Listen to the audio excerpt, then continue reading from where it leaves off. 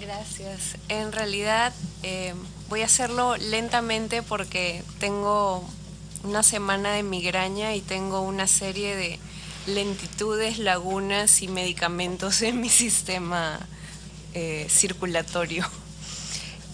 Nosotros tenemos una serie de propuestas en el Plan 32 que elaboramos hace 1 año y medio respecto al funcionamiento del sistema de justicia, justamente sobre los artículos 155 y 154, 155 y 156 de la Constitución.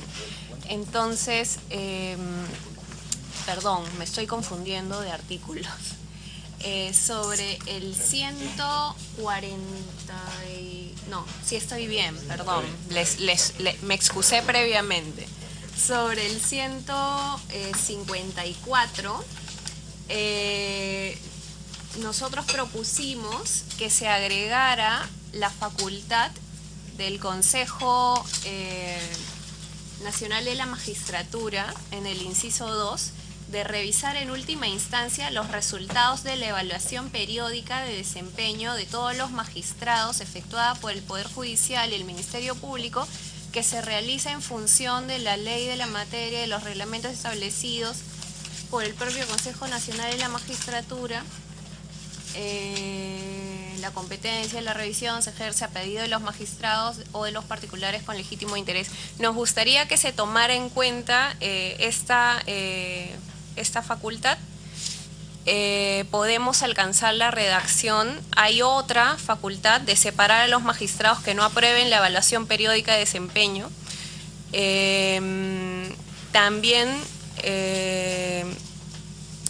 teníamos un aporte sobre la composición. Antes de pasar a composición, ¿alguna reacción de ustedes, Víctor, Inés, sobre esto?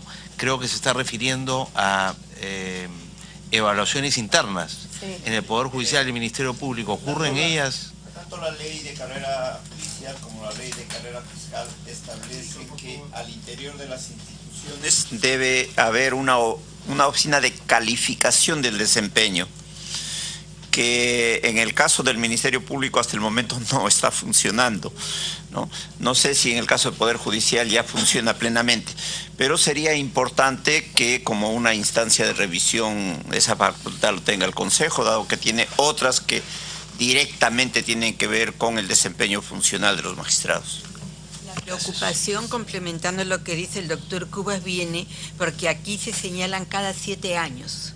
Entonces, nosotros pensamos, y cuando se ha hablado de la ley de carrera judicial y fiscal, es que esta evaluación debe ser constante y permanente, porque se han encontrado casos que han llegado al Consejo, no sé si con el ingeniero Gonzalo o con el doctor Marc Cárdenas, de jueces que psicológicamente no están capacitados. O sea, problemas de personalidad, pero había que esperar los 7 años. Y es necesaria la evaluación permanente para garantizar al justiciable un buen producto, ¿no? Porque entonces coincidimos con lo que está planteando Transparencia. A pesar de que no se están llevando a cabo esas evaluaciones de desempeño... Bueno, es un déficit que tiene que... Pero que precisamente pienso de que se podría pedir informes tanto al Poder Judicial como al Ministerio Público, porque la ley de carrera judicial no es de ayer, ya tiene varios años. Entonces, la implementación, y quién sabe, aprovecho una pequeña, discúlpenme, ya que he hecho un pedido, en el 2016 se aprobó un decreto legislativo de transparencia de resoluciones judiciales, tampoco se ha implementado. Entonces, es importante pedir información sobre estos temas. Javier. Yo creo que esta propuesta está vinculada con un tema que no hemos tratado, que es el tema de las ratificaciones, porque es atribución del Consejo ratificar cada 7 años y veo que se está manteniendo esta facultad en el dictamen. La propuesta de transparencia es sustitutoria a las ratificaciones, ¿no? Es sustitutoria, o sea, la propuesta, hasta donde yo conozco, elimina las ratificaciones y va a este sistema de evaluación de desempeño con esos 7 años, ¿no? Es excluyente. Cruz. No es mixto. Yo quería hacer ahí una precisión, justamente de repente no hemos abordado mucho lo relacionado a ratificación y sobre todo en sí la evaluación del desempeño de los magistrados, ¿no? Yo sí considero, por ejemplo, que el Poder Judicial y el Ministerio Público, para lograr su gestión interna y promover el alcance de los estándares de idoneidad que la propia institución, de acuerdo a su autonomía, se propone, esto tiene que estar coordinado con lo que finalmente va a ser o no una evaluación del desempeño con motivos de remoción, si es que esta evaluación no tiene buenos resultados, que sería a cargo, entiendo, del Consejo Nacional de la Magistratura. En su momento, la ley de carrera judicial señalaba 2 cosas, ¿no? La evaluación parcial de desempeño, que se realizaba cada año y que servía de insumos para que, llegado al 7º año, donde se abría el espacio del proceso de ratificación, ya el Consejo contara con esos, digamos, con esas informaciones anuales. Eso se desterró a través de una interpretación, una demanda de inconstitucionalidad que el Ministerio Público llevó ante el Tribunal Constitucional, y se señaló que esa evaluación parcial que alimentaba la información al Consejo era inconstitucional. Sí creo que es importante evaluar la propuesta en el sentido de no interferir en la gestión autónoma, independiente, propia de los propios estándares de cada institución, pero a la vez no desterrar esta evaluación y fiscalización externa, ¿no? Por ejemplo, actualmente, al existir al paralelo esos 2 sistemas, los jueces en efecto tienen una doble carga de cumplir doble, digamos, presentación de méritos, pero incluso con diferentes criterios. Y uno de los criterios, por ejemplo, que el Poder Judicial tiene y que es muy criticable, es, por ejemplo, la cantidad de sentencias que han sido revocadas en segunda instancia por parte de los propios jueces. Entonces, hay estos 2 sistemas paralelos. Si bien es cierto, creo que debe haber la coordinación, sí me problematiza un poco, está para el debate posterior, que sea el Consejo que en última instancia, no sé si eso significa segunda, con lo que regresaríamos al tema de disciplinario que acá se ha propuesto en el proyecto,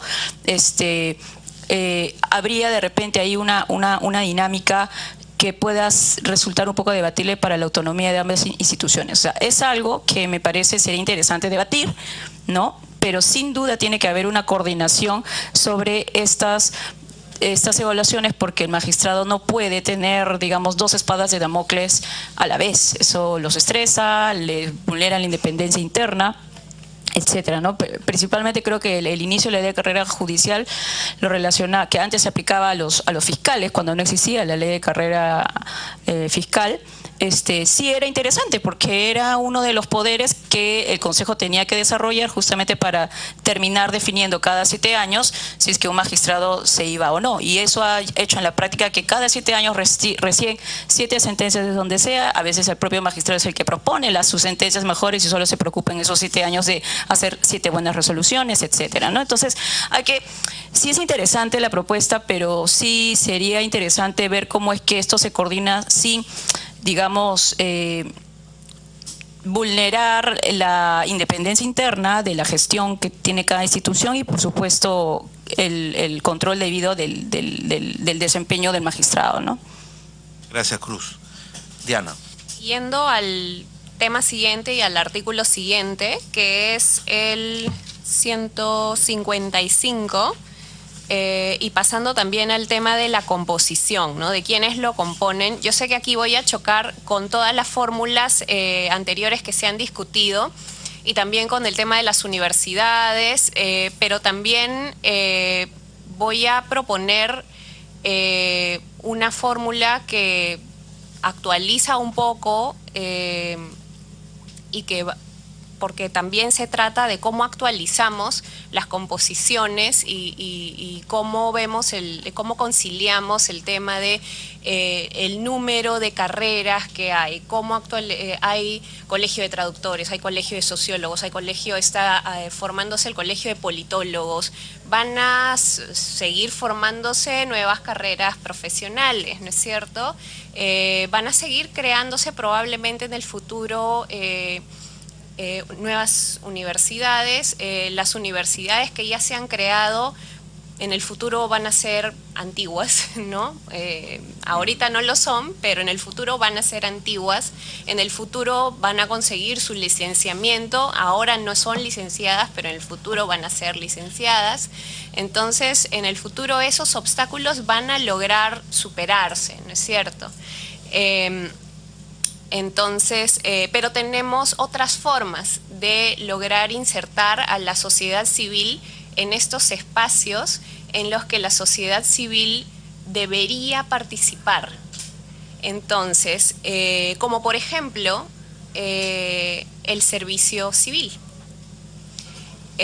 Transparencia pensó que una de las formas en las que el servicio civil podía participar en el Consejo Nacional de la Magistratura era precisamente organizando un concurso público organizado por la Autoridad Nacional del Servicio Civil con cupos, 3 cupos del Consejo Nacional de la Magistratura. Tengo acá la fórmula, perdón, para hacerlo más organizado. A ver, son miembros del Consejo Nacional de la Magistratura, conforme a la ley de la materia, 3 seleccionados por concurso público nacional convocado por el Jurado Nacional de Elecciones con el soporte operativo de servir.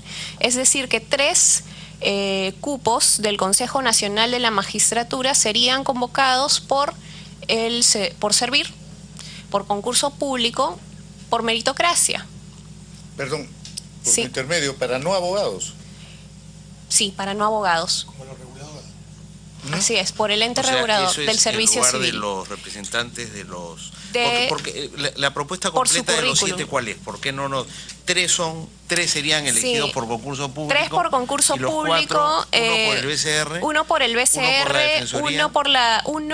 uno elegido por votación secreta del Pleno del Tribunal Constitucional, y así cubrimos a las facultades de Derecho, a los colegios de abogados, con estas fórmulas un poco extrañas del Colegio Abogado de Lima, el Colegio Abogado del Perú. Sí, está bien. Uno por la Corte Suprema, uno por la Junta de Fiscales Supremos, y ahí están cubiertos todos, 3, ahí están cubiertos todos. Esa es nuestra fórmula. Nosotros tenemos 3 por servir, uno del BCR, uno de la Junta de Fiscales Supremos, uno del TC y uno por la Corte Suprema. Esa es la fórmula, sí, 7. O los dos quedan pues Bien. para este mecanismo que en el dictamen se conserva la fórmula de 9 en base a que 2 son cooptados propiamente por el propio Consejo desde representaciones empresariales y laborales. Eso no tiene por qué, nunca se ha podido implementar, es complejo, pero algún momento habría que hacerlo para que el Consejo tenga una representación universal de toda la sociedad. Sí. Ahora, también coincidimos en que es necesario crear un perfil, ¿no es cierto? Y ahí vamos finalmente al artículo 156, ¿no? El artículo 156 solamente dice que están los mismos requisitos que para ser juez, y ahí remite a la ley orgánica, pero no hay absolutamente ningún requisito de idoneidad ética, de neutralidad, de independencia político-partidaria, y ahí es necesario establecer requisitos muchísimo más estrictos en términos de conflictos de interés, etcétera, etcétera, etcétera, como lo señaló Cruz, ¿no? Entonces ahí también es necesario hacer una, no necesariamente reforma constitucional, pero sí es necesario hacer una regulación muchísimo más estricta por todo lo que ha estado sucediendo, no necesariamente a nivel constitucional, pero sí hacer una reforma, ¿no? Muchas gracias, Diana. Sí. Solamente para... brevemente. Sí, brevemente. Particularmente, yo veo, bueno, vemos desde el Instituto de Defensa Legal que el esfuerzo por identificar institucionalmente qué institución participa o se integra a la elección de los consejeros tiene que ir de la mano con estos criterios por los que cualquiera que sea el diseño institucional ha sido finalmente cooptado, ¿no? Y en ese sentido creemos que la propuesta constitucional, porque normativamente no ha funcionado o porque no está debidamente implementado en la misma norma, debiera focalizar, además de lo que se ha evaluado aquí, donde está incluido el perfil que no está en la fórmula constitucional, y nosotros sí creemos que debe estar porque, por ejemplo, en la ley de carrera judicial existe en el artículo 2 el perfil para ser juez, pero eso entra a mucha interpretación y posteriormente en algunos casos se ha obviado, ¿ya? Tres cosas concretas, ¿no?, que no están en la fórmula constitucional: el perfil, que ya hemos hablado, las garantías mínimas de un debido proceso de elección, lo que es, por ejemplo, transparencia, plazos razonables y efectiva participación ciudadana, es sustancial. Eso se entiende ya desde la regulación legal, pero se ha sabido sacar la vuelta a la ley porque no se evidencia, digamos, de manera principista que estos son principios: transparencia, participación ciudadana y plazos razonables para proceso de elección de los propios consejeros, ¿no? Hablando del proceso en sí, porque creemos que sea cual sea la institución que lo elija, ese proceso no está debidamente, digamos, focalizado en sus fines. Y lo otro está relacionado a las redes. Y por eso sí creemos que dentro del perfil de de consejero, tendría que haber una indicación hacia un perfil que garantice la prevención de conflictos de intereses, así como la apariencia de independencia e imparcialidad en el cargo. Además, por supuesto, de la trayectoria intachable y todo esto. El doctor de Belaunde hizo muy bien en señalar que, en efecto, como sociedad civil, pues hemos visto que debemos mejorar muchísimas cosas en nuestra representación, tanto respecto de no profesionales, no abogados, como respecto, incluso más aún creo yo, respecto de abogados, ¿no? En cada uno de los casos donde ha tenido en ciernes la destitución de un consejero, la remoción de un consejero, ha estado involucrado alguien de nuestra profesión. Por ejemplo, Efraín Anaya Cárdenas, que fue removido finalmente, fue por una reunión con un postulante a fiscal supremo, entonces fiscal superior, el doctor Tomás Gálvez, a quien posteriormente no se le abrió ningún tipo de investigación formal sobre esa reunión. Y finalmente sí creo que se tendría que pensar en la fórmula de poner en la Constitución algún tipo de accountability de los consejeros. Si bien es cierto, existe la remoción del 157 por parte del control político del Congreso, eso está supeditado a que es un control externo, está supeditado, digamos, también a los avatares del escenario político del momento. Sería ideal que los consejeros, luego de la función, ejercieran algún tipo de rendición de cuentas. Gracias. Max ha pedido la palabra. No, ya no. Gonzalo. El tema del Senado. Digamos, como se habla de que se viene una reforma que también puede involucrar al Senado, ¿tendría un rol, interrogo, sobre la designación de los consejeros?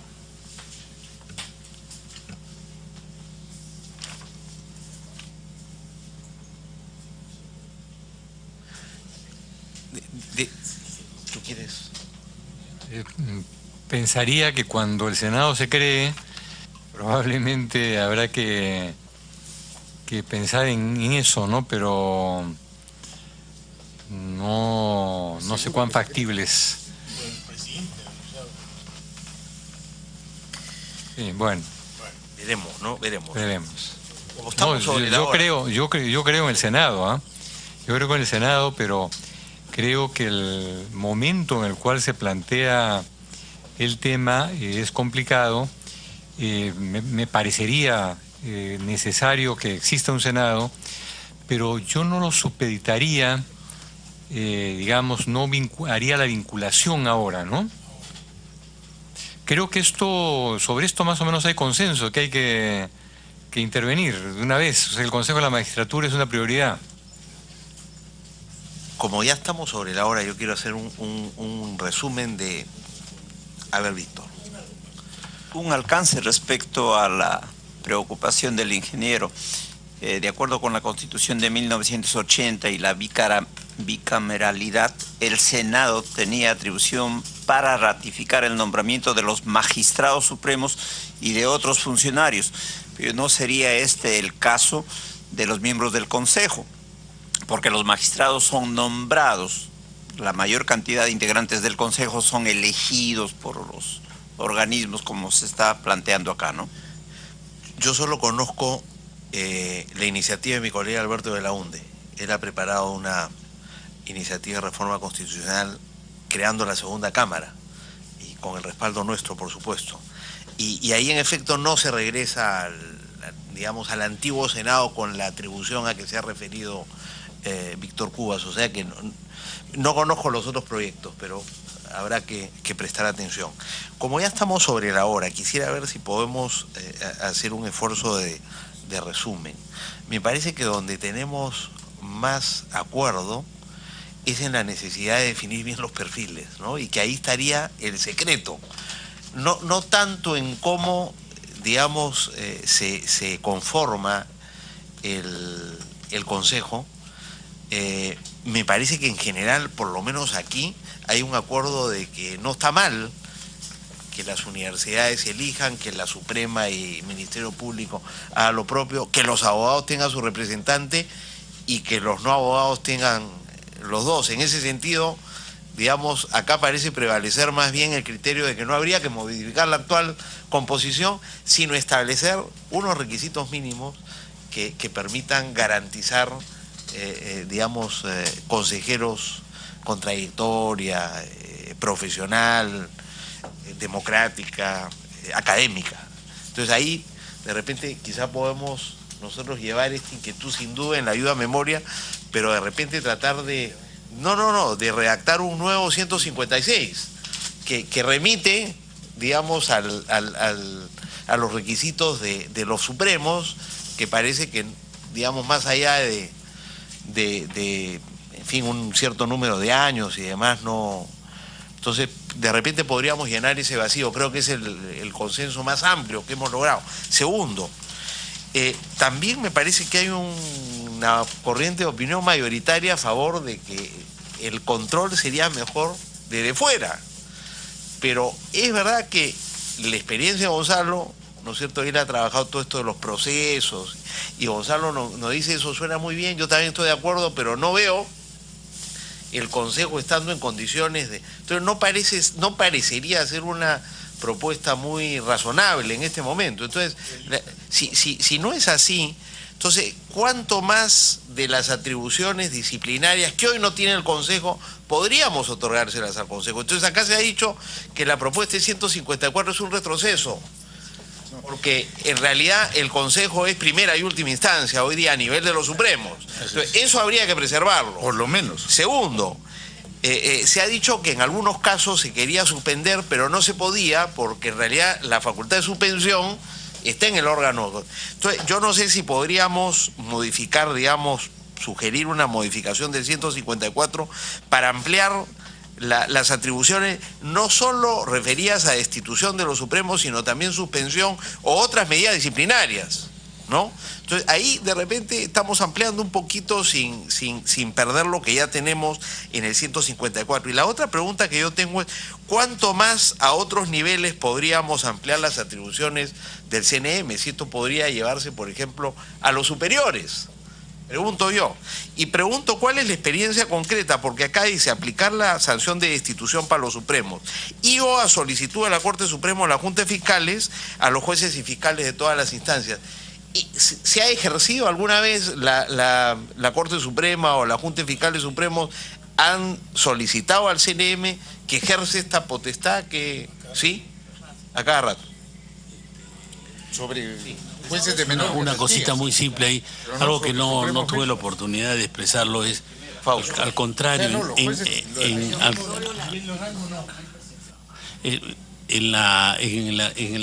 el artículo, en el 154, yo lo que voy a plantear es en aras de la eficacia con que debería trabajar el Consejo Nacional de Magistratura. El tener jurisdicción sobre los jueces en general hace que no se concentre en los jueces superiores y supremos. O sea, yo le restaría y dejaría, porque el Poder Judicial también tiene que tener sus organismos propios de disciplinarios y todo, y además las OGMA y OGDIMAS, recordemos que sí hubo un proyecto de ley que se convirtió en ley en donde se ha incorporado a un miembro de la sociedad civil, que ese es el control mixto al que fuimos. Pero creo que la amplitud y cobertura al llegar a todos los jueces en general hace que se pierda eficacia y eficiencia sobre lo que corresponde, porque un juez superior sí puede ser también controlado o fiscalizado por cómo también reguló o ejerció disciplina sobre los jueces de nivel inferior.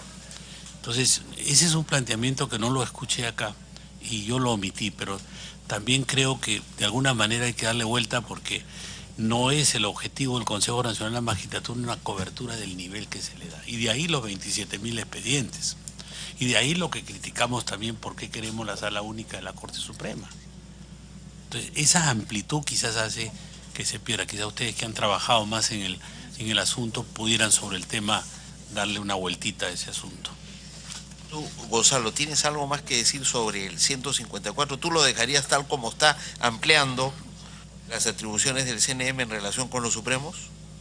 El número 3 de la Constitución Política actual. El 3, sí. ¿No? ¿Te parece? ¿Qué opinas sobre concentrar esto en los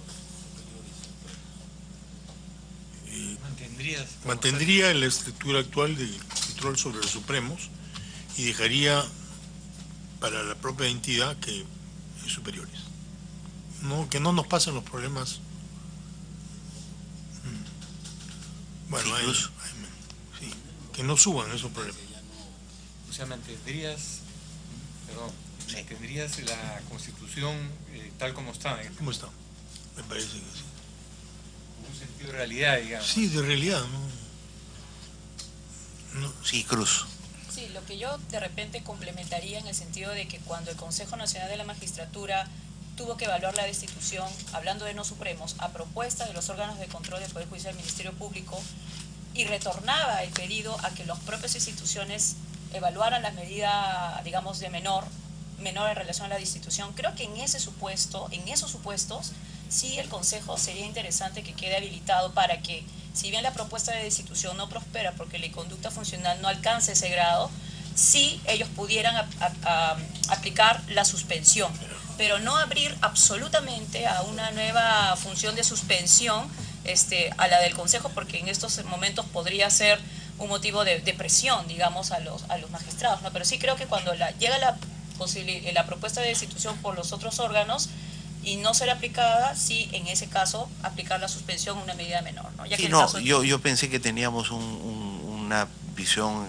concordante. Sí. Yo había bajado a la segunda parte, que es que acá dice que también el CNM interviene cuando a solicitud de la Corte Suprema o de la Junta de Fiscales Supremos se le remiten casos para que el Consejo decida a propuesta de ellos. Claro. Si eso lo mantenemos, si hay que acotarlo solo a los superiores o si, digamos, puede ser cualquier juez de cualquier nivel.